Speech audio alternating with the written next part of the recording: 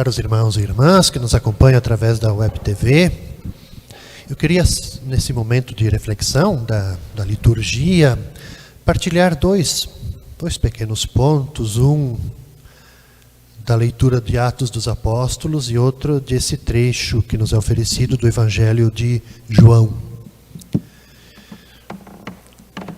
Veja que é interessante a gente contextualizar bem esse trechinho da leitura dos Atos, porque veja que a pregação de Paulo e Silas em Filipos, se nós lermos o que antecede esses versículos de hoje, nós vamos perceber exatamente o que? Um começo muito prometedor, muito promissor, né? Se visualizava assim uma grande missão de Paulo e Silas. E o que nós vemos hoje nesse trecho é exatamente que ela acabou de um modo um tanto quanto desastroso, no sentido que se levantou uma espécie, nós diríamos assim, como que se fosse um motim contra os dois missionários, que foram acusados então perante as autoridades e lançados na prisão. O motivo da prisão deles foi que Paulo e Silas denunciaram uma senhora. Nós no nosso português hoje nós diríamos assim que era uma senhora que fazia adivinhações.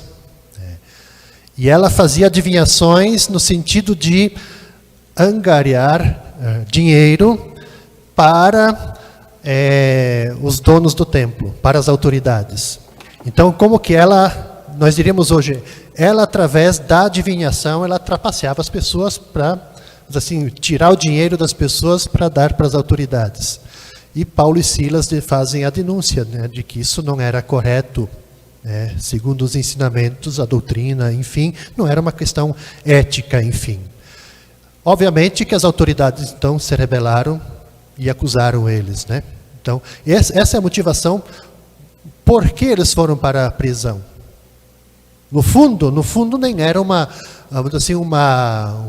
denúncia de que eles estavam pregando um outro Deus, mas era exatamente a denúncia contra a injustiça que aquela senhora estava cometendo em benefício das pessoas que detinham.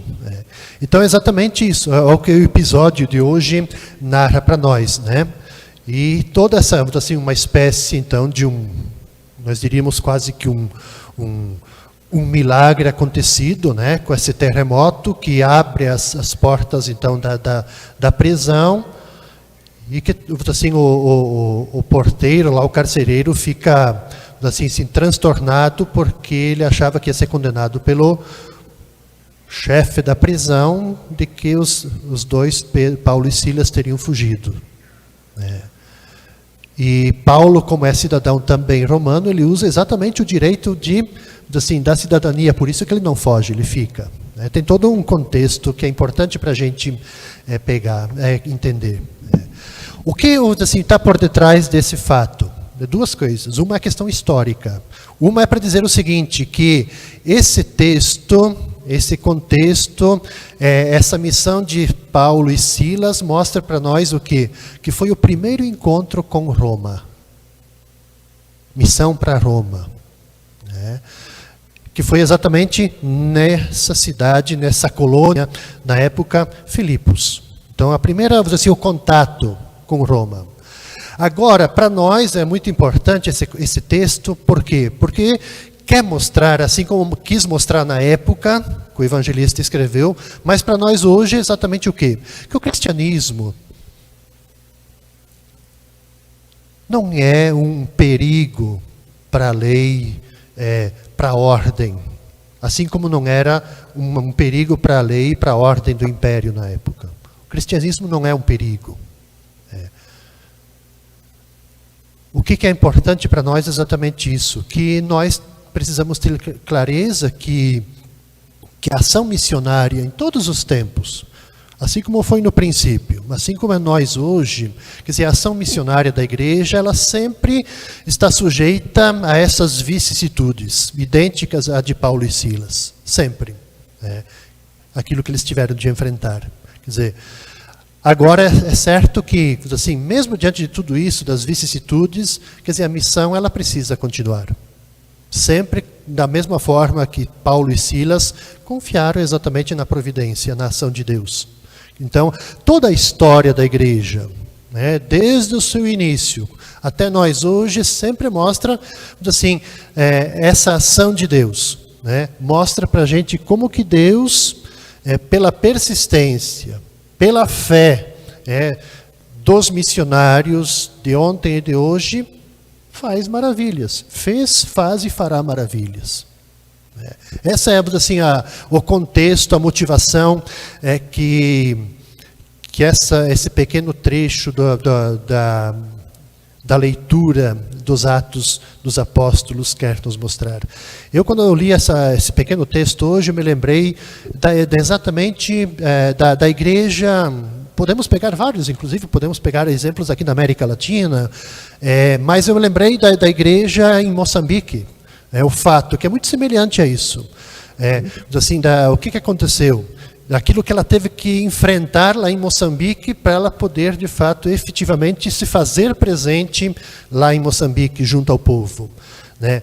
Por quê? Eu me lembrei isso, que seja durante a guerra colonial que aconteceu lá em Moçambique, seja durante os primeiros anos da independência, depois da guerra, lá em Moçambique, a igreja ela passou por muitas dificuldades. Ela foi acusada de uma hora estar de um lado, outra hora estar de outro.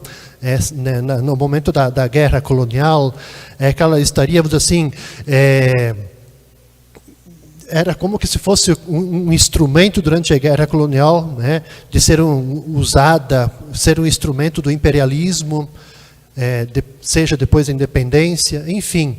Mas para dizer assim, que mesmo diante de todas essas vicissitudes, dessa perseguição da igreja lá em Moçambique, quer dizer, ela não se deixou impressionar e permaneceu firme em nome exatamente da fidelidade do Evangelho e em nome também, assim, da fidelidade ao povo que estava lá. Né? E aí, assim, ela acabou sendo reconhecida, mas não sem essa perseguição, né? O Evangelho, para nós, ele se torna muito importante porque nós estamos nessa caminhada, assim, rumo à festa, à solenidade de Pentecostes. As leituras já de domingo, essa semana, todas elas vão apontar para nós, assim, o Espírito que há de vir. O Espírito Santo que há de vir. E veja que a leitura ela é importante porque o que Jesus fala ali é o quê?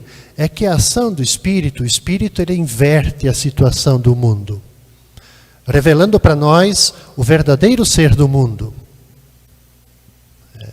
Quem é o verdadeiro ser do mundo?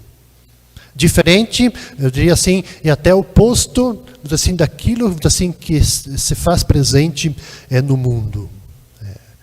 Então, para nós, assim, é importante a gente ir exatamente, assim, fazendo como que se fosse assim uma sese pessoal de abertura do nosso coração, da nossa mente para a ação do Espírito.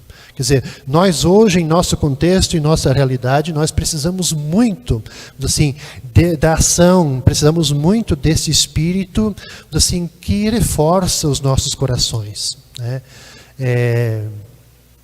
Pegando a leitura segunda de domingo, que torna evidentes as razões para crer. As razões, assim, de nós termos esperança no mundo de hoje. Que dá coragem para nos opormos à mentalidade que se faz presente nesse mundo. Cada vez mais, eu digo assim, individualista, fechado em si, seguro de si.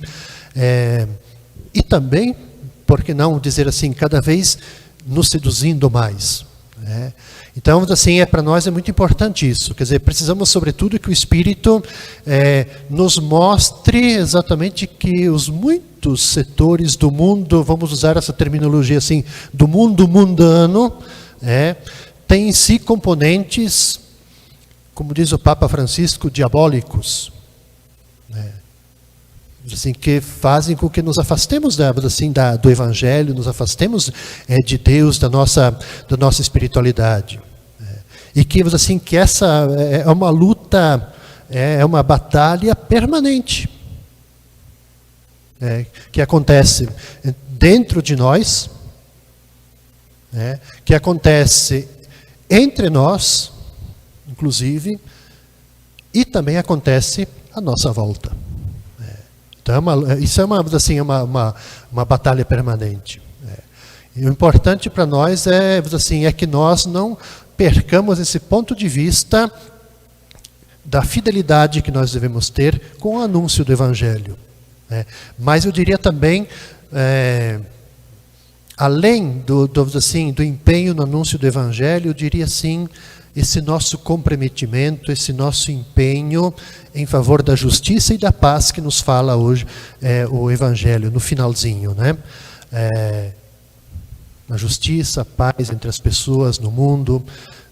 E isso, eu diria assim, é muito importante, de modo especial, para as pessoas vulneráveis, pobres, que estão desprotegidas, mas também é muito importante para a igreja. Porque às vezes a igreja, não sei se já aconteceu com vocês, quem nos acompanha, às vezes a igreja, diante desse contexto que nós vivemos, nessa sociedade, nessa realidade, às vezes a igreja ela é vista no mundo quase que como um corpo estranho. Um corpo estranho. Mas é muito importante a gente manter essa fidelidade ao Evangelho, esse empenho nosso em favor da justiça e da paz, exatamente porque é isso que vai tornar credível a nossa presença. É isso que torna credível. Quer dizer, o anúncio, o testemunho do Evangelho e o empenho em favor da justiça, e o empenho em favor da paz. Assim aconteceu com a igreja em todos os tempos e sempre será assim. Então que Deus nos ajude, que possamos assim nos abrir à ação do Espírito Santo, que se faz presente já, né? Mas que logo mais celebraremos enquanto igreja esse grande Pentecostes. E que esse Pentecostes seja de fato um grande Pentecostes, um grande renascimento da igreja em nossa sociedade. Que Deus nos ajude, que Santo Antônio também nos inspire. Assim seja.